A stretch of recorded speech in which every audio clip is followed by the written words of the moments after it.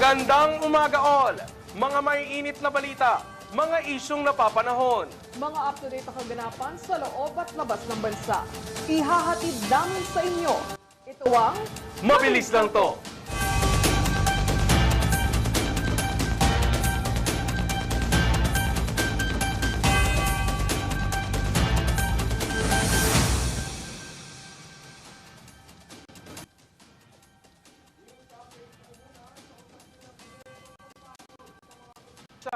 Ipinaubaya na ito ni Pangos sa Regional Wage Boards.